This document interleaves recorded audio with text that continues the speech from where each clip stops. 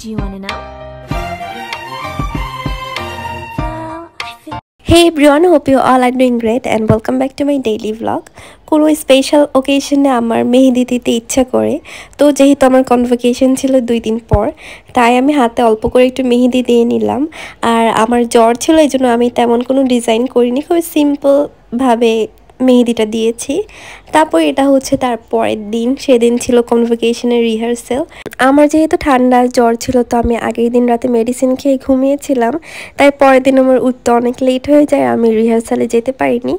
তাই প্রথমে আমি ইউনিভার্সিটিতে গেলাম, যাওয়ার পর যেবার সাথে একটা টঙে চা খেলাম, আর এই চাটা অনেক মজা ছিল, একদম গাঢ় গাঢ় গরুর দুধের, আর এখানে অনেকগুলো সর দিয়েছিল, অ্যান্ড এটার দাম মাত্র 10 টাকা। তারপরে ইউনিভার্সিটিতে গেলাম, সেদিন মাইশা আসবে কুমিল্লা থেকে, তো আমি অনেক এক্সাইটেড ছিলাম ওকে দেখার জন্য। পুরো 11 মাস আগে ওর সাথে আমার লাস্ট দেখা হয়েছিল ফাইনাল এক্সামের দিন, এরপর ওর সাথে আর দেখা হয়নি। আর আজকে ওর সাথে একটা নিউ মেম্বারও থাকবে আমাদের, তা হচ্ছে ওর বাবু, এই জন্য আমি খুবই এক্সাইটেড ছিলাম। তারপরে ওরা আসলো আর আমাদের ফটো সেশন শুরু হয়ে গেল। আর মাইশা এখানে গাছের ওপর ওর ফোন আর চশমা রেখে একদম কেয়ারলেসভাবে ছবি তুলছিল, তো এটা নিয়ে আমরা অনেকক্ষণ হাসাহাসি করলাম। আর এখানে আমাদের নেভার এন্ডিং ছবি আর ভিডিও চলছে। এরপর আমার কাছে মনে হচ্ছে আমি এনাফ ছবি তুলিনি, এনাফ ভিডিও করিনি, আমার মনে হচ্ছিল আরও কিছু তোলা উচিত ছিল।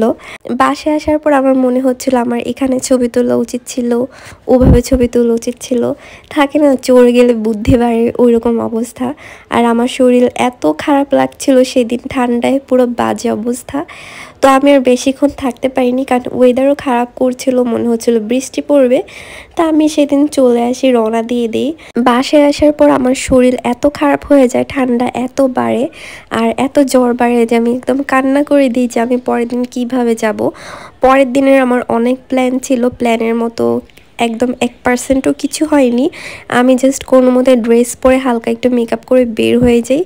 আমি মেকআপও ঠিক মতো করতে পারি না, আমার পুরো প্রপার প্ল্যান ছিল আমি কিভাবে কি করব। যাই হোক, কোনো মতে ভ্যানিউতে পৌঁছালাম। ভ্যানিউ ছিল আফতাবনগর প্লেগ্রাউন্ড, আর এখানে পৌঁছাতে বেশি কষ্ট হয়নি, কারণ পুরো রাস্তা ফ্ল্যাগ লাগানো ছিল। আর এখানে আব্বু আম্মুর সাথে একটা ছবি অ্যাটাচ করে দিয়েছি, কারণ আমি তাদের সাথে ভিডিও করতে ভুলে গিয়েছি। তারপরে আব্বু আম্মুকে ভিতরে ঢুকিয়ে আমরাও বসে পড়ি, আর যাওয়ার পর 2টা বই দেয়, আর এই বইয়ের মধ্যে আমরা আমাদের ছবি খুঁজছিলাম। আর ওই যে আমাকে দেখা যাচ্ছে। তারপরে আমাদেরকে যেতে বলেছিল 8টার মধ্যে, তো আমরা 10টার মধ্যে যাই, একটু লেট করেই যাই। যাওয়ার পরও দেখি এখনো কিছুই শুরু হয়নি, আমাদের অনেকক্ষণ বসে থাকতে হয়, আর ততক্ষণ অনেক ক্ষুধা পেয়েছে। তো মুক্তি আপু একটা তিলের খাজা খেতে দিল, এটা দিয়ে তখন ক্ষুধা মিটিয়েছি। তারপর হয়তো 11টা সাড়ে 11টার দিক শুরু হয়, তখন আমাদের চিফ গেস্ট আসে। আর সেদিন আমাদের চিফ গেস্ট ছিল আমাদের মাননীয় শিক্ষা উপদেষ্টা। তারপরে কোরআন তিলাওয়াতের মাধ্যমে আমাদের সেদিন অনুষ্ঠানটি শুরু হয়। এতক্ষণ সব কিছু মোটামুটি ঠিকভাবেই চলছিল। একটাই প্রবলেম ছিল, সেটা হচ্ছে বাতাসের অভাব, প্রচুর গরম লাগছিল।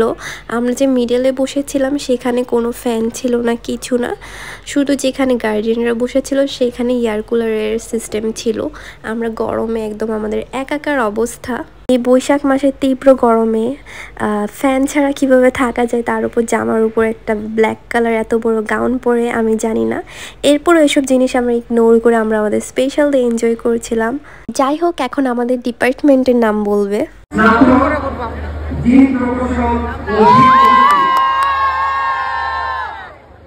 এটাই সেই মোমেন্ট যখন আমরা আমাদের ট্যাসেল ডান থেকে বামে নেই, আর আমরা তখন অনেক বেশি হ্যাপি ছিলাম আনটিল এই খাবারটা আমাদের হাতে এসেছে।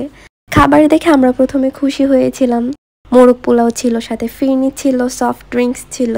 অ্যান্ড যখনই বক্সটা খোলা হয়, খাবার থেকে কেমন যেন একটা স্মেল আসছিল। আমরা প্রচুর ক্ষুধার্ত ছিলাম, কোনো রকম 2-1 চামচ খাই। 2-1 চামচ খাওয়ার পর আমরা আর খেতে পারছিলাম না। প্রথমত মোরগ পোলাও খেতে দিয়েছে, সাথে দিয়েছে একটা মাত্র প্লাস্টিকের চামচ। একটা প্লাস্টিকের চামচ দিয়ে একটা চেয়ারের মধ্যে বসে কোলের উপর খাবার রেখে মানুষ কিভাবে চিকেন রোস্ট খায় আমার জানা নেই। আমার খেতে খুব কষ্ট হচ্ছিল, আমি রেখে দিয়েছি। এই 2-3 চামচ খাওয়ার ফলে যে এত বাজে অবস্থা হবে সেটা আমি বুঝিনি। খাওয়ার সাথে সাথে আমার টয়লেটে যেতে হয়, পেট খারাপ, খুবই বাজে অবস্থা। টয়লেট থেকে এসে দেখে আমাদের ডিপার্টমেন্টে সবাই স্টেজে উঠে গিয়েছে, আরেকটু হলে আমার মিস যেত। যাই হোক, ওই কথা বাদই দিলাম। বাসায় আসার পর আম্মু আব্বুর এত বাজে অবস্থা হয়, একদম ওয়াশরুম টু বেডরুম অবস্থা। আর রাত 1টা বাজে আব্বুর এত বাজে লেভেলের ফুড পয়জনিং হয়েছে, বমি করতে করতে আব্বুর টানা 1 ঘন্টা বমি করেছে, একদম খিঁচুনি উঠে গিয়েছিল। রাত 1টা-1:30 বাজে আমাদের একদম মেডিকেল এমার্জেন্সির প্রয়োজন হয়ে যায়। আমাদের এত বড় একটা স্পেশাল ডেতে আমাদের প্যারেন্টসের সাথে এরকম বাজে একটা জিনিস হয়ে যায়। আর এটা যে শুধু আমার সাথে হয়েছে এরকম না, 90% স্টুডেন্টের সাথে এরকম অবস্থা। অনেকের প্যারেন্টসে হসপিটালাইজড। যেই দিনটা আমাদের জন্য খুবই special, memorable and big day হওয়ার কথা ছিল, সেই দিনটায় আমরা খুবই বাজে মেমোরি নিয়ে আসি। তারপরে আবার কি হয়, এত বাজে লেভেলের কালবৈশাখী ঝড় আসে, আমরা এরপর আর কোনো পিকচার কিছু তুলতে পারিনি। যা প্ল্যান ছিল যে কনভোকেশনের পর আব্বু আম্মুকে ইউনিভার্সিটিতে নিয়ে যাব, সেখানে আমরা পিকচার তুলবো, দেন সেলিব্রেট করতে যাব, অন্য কোথাও খেতে যাব, তার কিচ্ছুই হয়নি। মানে বাজে দিনেরও একটা লিমিট থাকা উচিত। সেই দিন একদম ননস্টপ বৃষ্টি হয়েছে। দেন বাসায় আসার পর আমরা ফুল ফ্যামিলি ডাবের পানির উপরে ছিলাম, অ্যান্ড এই দিনটা আমি কোনো দিনও ভুলবো না।